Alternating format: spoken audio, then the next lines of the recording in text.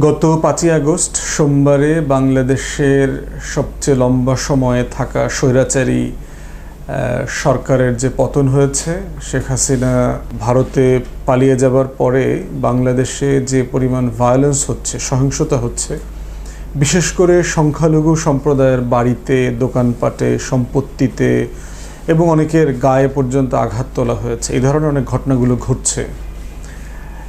আমরাও এটা কন্ডেম করেছি যে কোনো মানুষের সম্পত্তি, জানমালের উপরে ক্ষতি করা অথবা এটাকে ধ্বংস করা, নষ্ট করবার কোনো অধিকার অন্য কারো নাই। কেউ কোনো অপরাধ করে থাকলে সেটার বিচার হতে হবে, সে যেই হোক। তো এই প্রেক্ষাপটে আমরা দেখছি গত কয়েকদিন থেকে বাংলাদেশের যে হিন্দু সম্প্রদায়ের মানুষজন আছেন, তারা ঢাকার শাহবাগ থেকে শুরু করে বিশ্ববিদ্যালয় এলাকা এবং আরও বিভিন্ন জায়গাতে তারা এটার প্রতিবাদ করছেন। এগুলোর উপরে তারা প্রেস ব্রিফিং করেছেন, কনফারেন্স করেছেন, তারা এটাকে নিয়ে বেশ হইচই করছেন। এখন আমরা একটু বোঝার চেষ্টা করব যে আসলে বাংলাদেশে সংখ্যালঘু নির্যাতনের যে বাস্তবতাটা আছে, এটা আসলে কতটুকু, আর সংখ্যালঘু রাজনীতিটা আসলে বাস্তবে কতটুকু আছে। প্রত্যেকটা রাষ্ট্রেই সংখ্যালঘুদের নিজস্ব একটা জায়গা আছে। আমি নিজে লম্বা সময় ইংল্যান্ডে ছিলাম, সংখ্যালঘু হিসেবে ছিলাম। আমি নিজে ধর্মীয় সংখ্যালঘু হিসেবেও ছিলাম, আবার বর্ণের উপর ভিত্তি করে, গায়ের রঙের উপরে ভিত্তি করেও আমি একটা মাইনরিটি ছিলাম, ডুয়েল মাইনরিটি। তো সেই জায়গা থেকে আমি এই ফিলিংসটা বুঝি যে সংখ্যালঘু থাকলে একটা বড় জায়গাতে সেইটার অনুভূতিটা কেমন হয়। তো বাংলাদেশে হিন্দু সম্প্রদায়ের মানুষজনের ভিতরে সেই 47-এর যে ঘাত আছে, যে রক্তাক্ত অভিজ্ঞতার আছে, যে রায়টগুলো হয়েছে বিভিন্ন জায়গায়, কলকাতায়, বিহারে, এগুলোর খুব রক্তাক্ত স্মৃতি জড়িয়ে আছে। তো যেহেতু আমাদের বাংলার যে বিভক্তি, এটা খুব রক্তাক্তভাবে হয়েছে, সেটার অনেকগুলো মেমোরি, স্মৃতি আমাদের প্রজন্ম থেকে প্রজন্ম চলে এসছে। তো সেটার আবার একটা রাজনীতিও তৈরি হয়েছে এবং আমরা দেখেছি বরাবরই আওয়ামী লীগ এই রাজনীতিটা, এই সংখ্যালঘু ভোট ব্যাংকটা, এটা তারা নিয়ন্ত্রণ করে। আমাদের দেশে ধরেন এখন সংখ্যালঘু আছে হয়তো 11-12% হতে পারে সর্বোচ্চ, এর ভিতরে 9% মতো হচ্ছে হিন্দু। তো এই পুরো কমিউনিটিকে আওয়ামী লীগ মোটামুটি ভোট ব্যাংক হিসাবে মনে করে। একটা রাষ্ট্রে যদি আপনার 10% ভোট আপনার ব্যাংক হিসাবে থাকে, ইটস এ হিউজ ব্যাপার, হিউজ। তো কিন্তু প্রশ্ন হচ্ছে যে প্রতিটা তথ্য উপাত্ত যদি দেখেন আপনারা, ইভেন আবুল বারাকারের মতো একটা বাটপার গবেষক,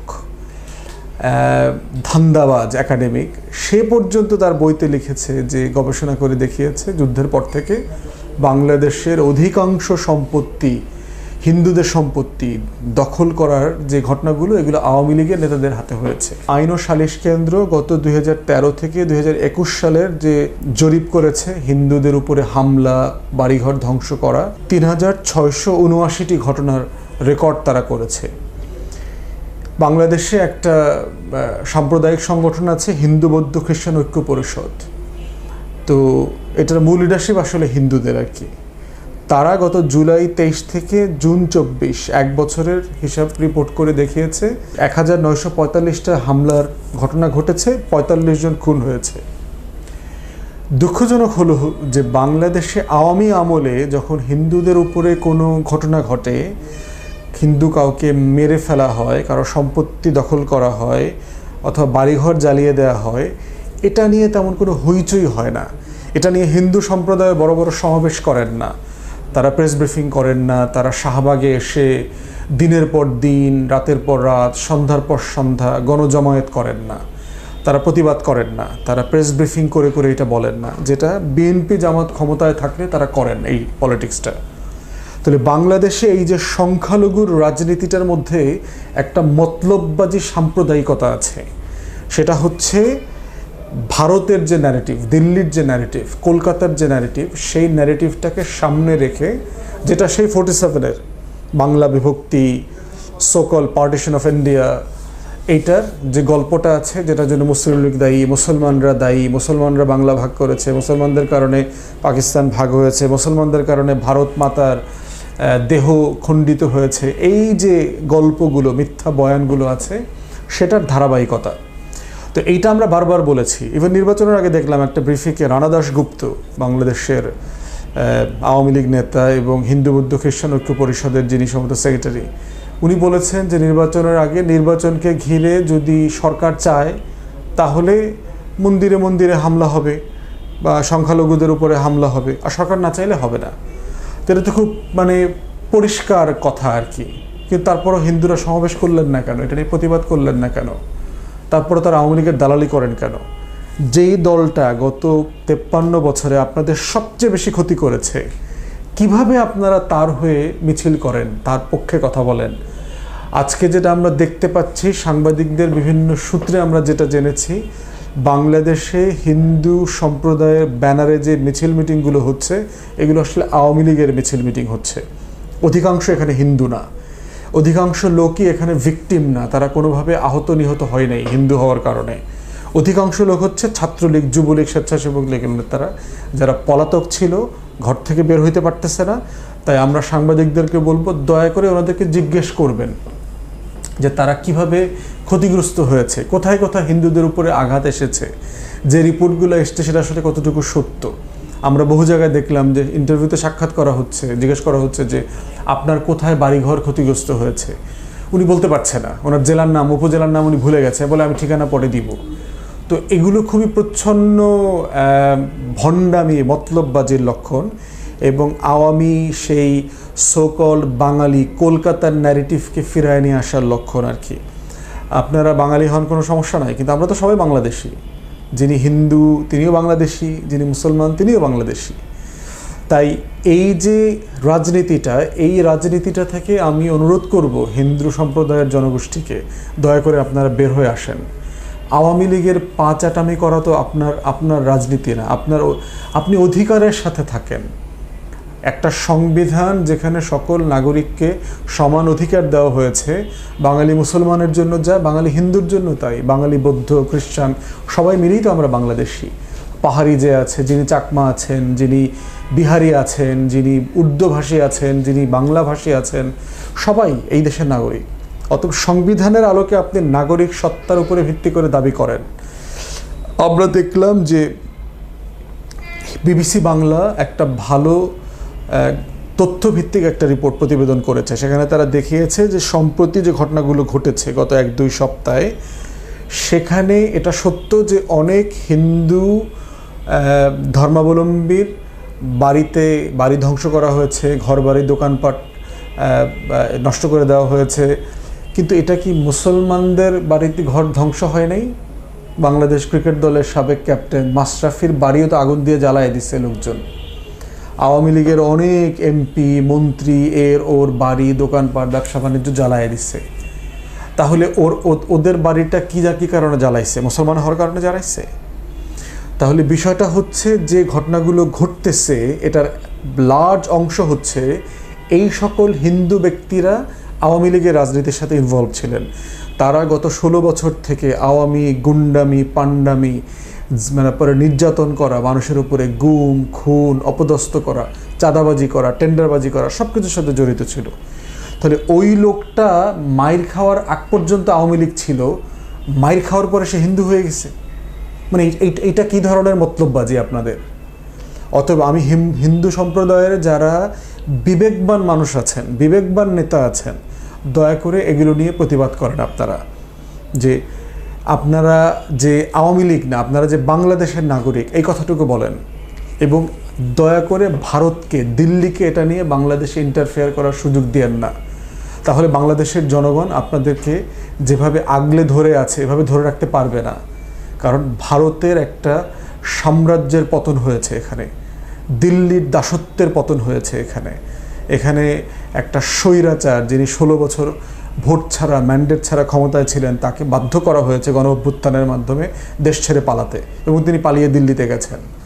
এবং বিবিসি বাংলার সেই রিপোর্টেও আমরা দেখেছি, যেটা টিবিএস অলসো ইংরেজিতে রিপোর্ট করেছে বিজনেস স্ট্যান্ডার্ডে, সেটা হচ্ছে যে এই যে হাজার হাজার লক্ষ লক্ষ অ্যাকাউন্ট যেটা দিয়ে অপপ্রচারগুলো চালানো হচ্ছে ফেসবুকে এবং টুইটারে, এক্সে, এর অধিকাংশ অ্যাকাউন্ট হচ্ছে ভারতের, দিল্লি থেকে, ইন্ডিয়ান। এবং এই ইন্ডিয়ান অ্যাকাউন্টগুলোর সাথে বিজেপি, আরএসএস, হিন্দুত্ববাদী যে প্রোপাগান্ডা মেশিনগুলো আছে এগুলোর সাথে এগুলো জড়িত।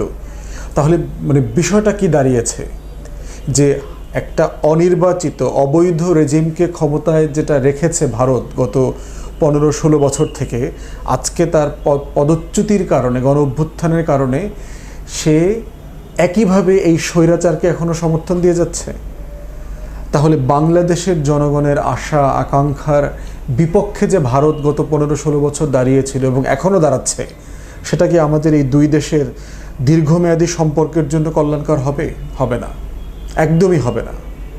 তাই আমি বিনীতভাবে আমাদের হিন্দু সম্প্রদায়ের লোকদেরকে অনুরোধ করছি, নেতৃবৃন্দকে অনুরোধ করছি, আওয়ামী লীগের সাথে আপনাদের সম্পর্ক ন্যায্যতার ভিত্তিতে হইতে হবে। যে কোনো রাজনৈতিক দল করবার অধিকার আছে, কিন্তু আপনি কীভাবে আওয়ামী লীগ করেন? একটা ফ্যাসিবাদী সরকারের দালাল কিভাবে আপনি হন? আপনাকে তো অন্যায্যকে অন্যায্য বলতে হবে, রংকে রং বলতে হবে। আপনি বাংলাদেশের নাগরিক।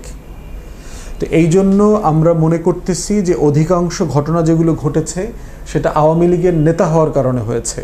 জাতীয় পার্টির নেতা অথবা এই ফ্যাসিবাদী সরকারকে কোনোভাবে সাহায্য করেছে, সহযোগিতা করেছে, গুম খুন চাঁদাবাজের সাথে জড়িত ছিল, এই কারণে হয়েছে, হিন্দু হওয়ার কারণে হয় নাই।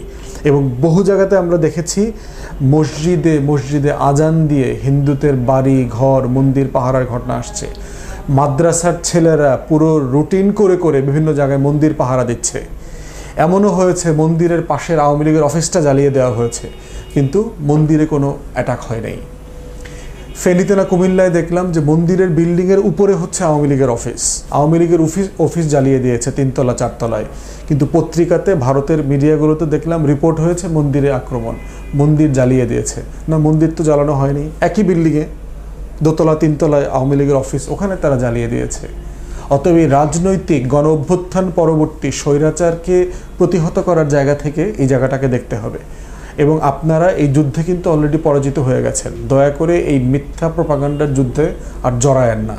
এতে আমাদের এখানকার সাম্প্রদায়িক সম্প্রীতি যেটা আছে এটা নষ্ট হয়ে যাবে এবং নষ্ট হচ্ছে। এই দায় আপনারা দয়া করে নেবেন না।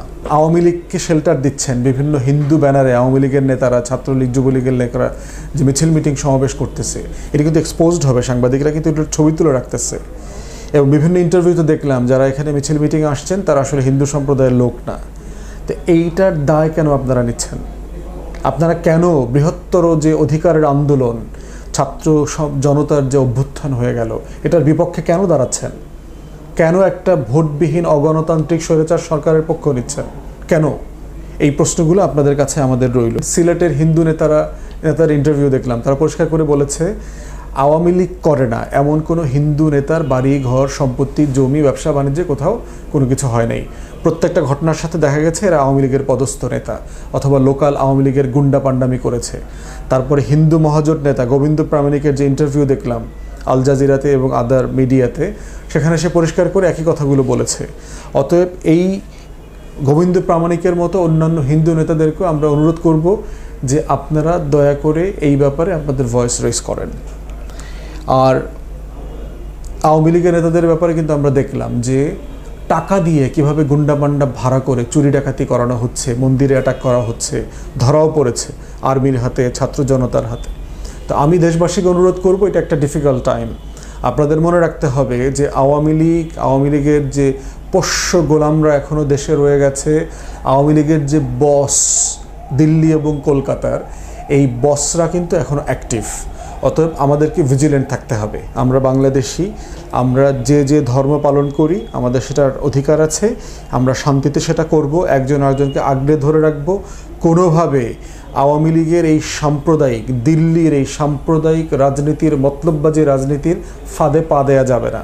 তাই যার যেখানে মহল্লায়, এলাকায়, পাড়াতে যেখানে সুযোগ আছে হিন্দুদের বাড়ি ঘর মন্দির আবাসিক এলাকাগুলো পাহারা দেবার, সেটা রোটেট করে আমাদের এই দায়িত্ব পালন করতে হবে। কারণ পুলিশ ফোর্স এখনও ফিরে আসে নাই। এই স্যাবোটাজের রাজনীতি বন্ধ হওয়া দরকার।